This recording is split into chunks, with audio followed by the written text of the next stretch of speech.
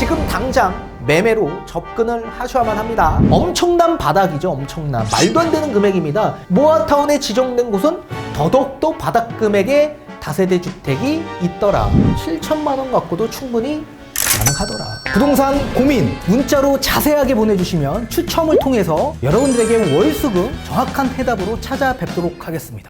뒷번호 3271님께서 보내주신 부동산 고민입니다. 안녕하세요. 유튜브 보다가 알게 되어 시청 잘하고 있습니다. 여자친구와 결혼을 생각 중인데 모은 돈이 없어서 걱정이네요. 지금은 수유역 근처 거실형 복층 방 하나 있는 오피스텔에 살고 보증금 3천만원에 월세 100만원입니다. 1,000만원 정도 여윳돈이 있고요. 여자친구는 한 3천만원 정도 있는데 이 돈으로 무엇을 할 수 있을까요? 돈을 불리고 싶습니다. 가진 게 없으면 희망이 없는 걸까요? 도움받고 싶습니다. 라고 보내주셨습니다. 점가님 답변 부탁드리겠습니다.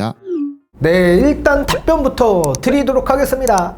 지금 현재 우리 구독자님은 자산 증식뿐만 아니라 미래의 가정을 위해선 반드시 월세가 아니라 지금 당장 매매로 접근을 하셔야만 합니다. 지금 절대 포기하지 마시고 지금 자금 한도 내에서 충분히 자산 증식할 수 있는 부동산 취득할 수 있기 때문에 다시 한번 여자친구분과 함께 대면 상담 오셔야만 하고, 그리고 물건 추천 받으시고 임장까지 나가 보셔야만 합니다. 그리고 거기에 따른 계획과 전략도 함께 세워드리도록 하겠습니다. 자, 뒤에 가서 다시 한번 판서를 통해 알려드리도록 하겠고, 우리 자제분을 두고 계신 부모님 입장에서도 마찬가지 반드시 집중 있게 보시고 거기에 따른 계획과 전략 함께 세우시길 바라겠습니다. 자, 뒤에 판소를 통해 다시 한번 알려드리도록 하겠습니다. 자, 지금 우리 구독자님은 수유역 인근에 위치하고 있는 오피스텔에 거주 중에 있다고 하셨는데 1.5룸 복층형이라고 하셨습니다. 지금 월세 납부액은 보증금 3천만 원에 월세 약 100만 원 정도 지출하고 계신다라고 하셨고, 현금은 따로 한 1,000만 원 정도 보유 중에 있다라고 하셨습니다. 자, 지금 정확한 나이대가 어떻게 되는지 제가 모르겠지만 20대건 또는 30대건 똑같은 답변을 해드리는 겁니다. 자, 그리고 지금 결혼을 생각하고 있는 여자친구분이 있다라고 하셨습니다.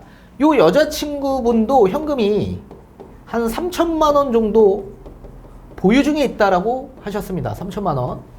자, 따라서 총 토탈 현금이 얼마 정도 있는 거죠?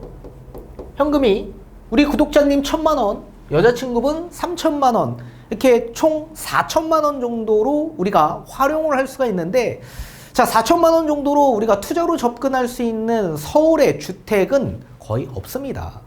자, 따라서 4천만 원으로 활용하기보다는 우리 월세를 반드시 나오셔서 이 보증금 3천만 원을 함께 활용을 하셔야 되기 때문에 현금 7천만 원 갖고 저는 차라리 주택의 유형이 다른 오피스텔이 아니라 어차피 결혼을 앞두고 있기 때문에 빌라 형식으로 보시되 방 2개짜리 투룸 빌라를 좀 보셨으면 좋겠습니다. 이 정도면 뭐 신혼집으로도 충분히 거주하실 수 있는 주택이라고 보여지고 있기 때문에 그렇습니다. 자, 그리고 2억 한 초중반 정도 하는, 요 정도 하는 방 2개 빌라로 접근을 하셨으면 하는데, 지금 수유, 그러니까 강북권 지역 일대, 서울 외곽 지역 일대를 보게 되면 2억 초중반 정도 하는 빌라, 매매 시세 정도는 약 30년 정도 되는 구축 빌라 정도만 보실 수 있을 겁니다. 한 20년에서 30년 정도. 그 정도면 지금 신혼집으로 활용하기에는 거주가 굉장히 열악할 수밖에 없겠죠. 자, 그러면 우리가 거주의 만족도를 그나마 조금 더 높이려면 전세를 볼 수밖에 없을 겁니다. 그럼 전세를 보기 위해선 2억 초중반 정도 되는 한 준신축 정도 되는 빌라 형식으로 좀 보실 수가 있는데, 그 정도로 우리가 전세로 들어가면 자산 증식이 가능할까요? 그러니까 두 마리 토끼를 잡기가 어려운 겁니다. 지금 우리 보유하고 있는 현금 안에서는. 자, 그러면 우리는 어떤 방식으로 접근을 해야 될까요? 자, 자산 증식할 수 있는 방안은 서울 안에서는 반드시 모아타운으로 지정된 곳을 유념 있게 보셔야만 합니다. 자, 모아타운에 지정된 곳 가운데서도 신축급으로도 충분히 보실 수가 있기 때문에 그렇습니다. 자, 지금 빌라 시장에서 봤을 땐 빌라는 거의 바닥 금액입니다. 바닥 금액. 자, 건축업자 입장에선 집값이 하락할 줄 모르고 좀 높은 금액의 땅을 매입해서 건축을 하신 분들이 굉장히 많았었을 겁니다. 자, 막상 건축하다 보니 집값 하락세에 접해들면서 보통 본인의 에코티, 자기 자본금이 한 10에서 20% 정도 들어가고 나머지는 PF 대출을 받아서 이제 건축을 합니다. 그런데 실제 이제 건축을 해보니까 금리 인상기에 맞물려서 금리가 급격하게 올라가서 이자 비용이 엄청나게 증가가 되었던 겁니다. 근데 이자 비용만 증가되는 게 아니라 또 역전세, 전세 사기로 인해서 어떻게 되죠?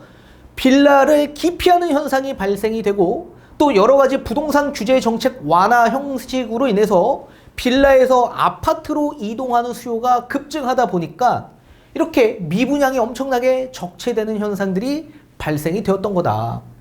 이런 현상을 해소시키기 위해선 본인의 마진을 전부 다 포기하고 그냥 던져야만 합니다. 그래서 지금 금액적인 부분에서 바닥 금액이 형성된 거다.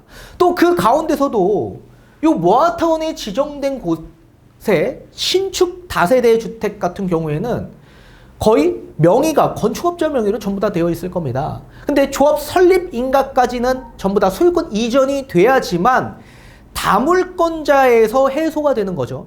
다물권자는 이 정비사업 구역 안에서는 무조건 입주권이 한 장밖에 나오지 않기 때문에 반드시 건축업자 입장에서 이거 물건 털어야만 합니다.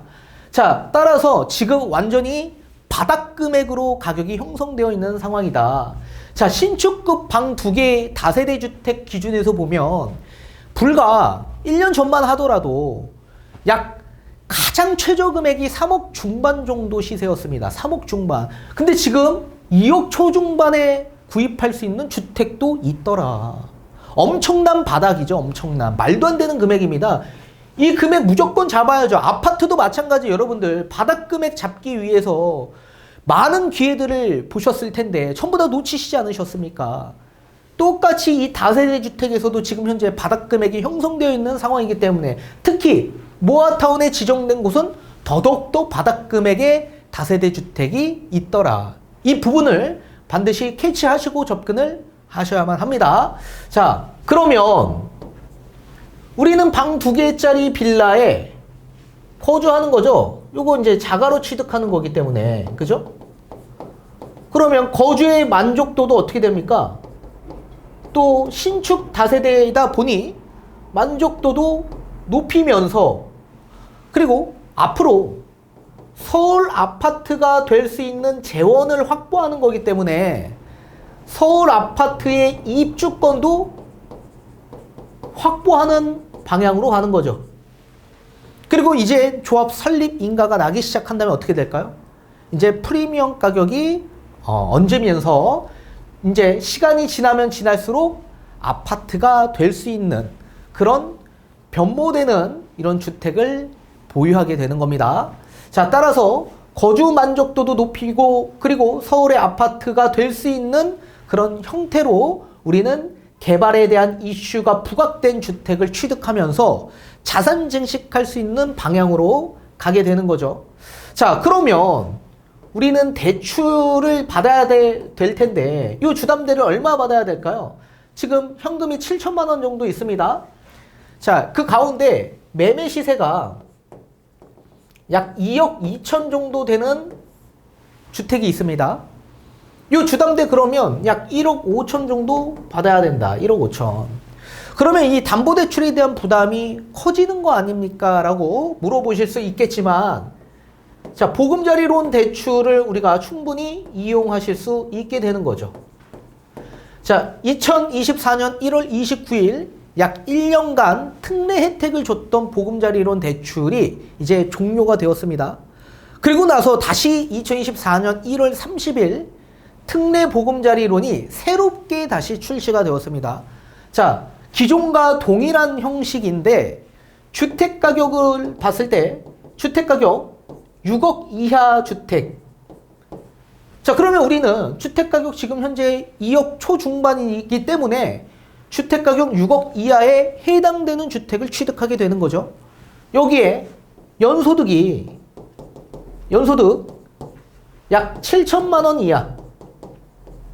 지금 연소득이 어떻게 되는지는 모르겠지만 지금 7천만 원 이하에 해당이 된다면 보금자리론 대출을 충분히 받을 수 있다.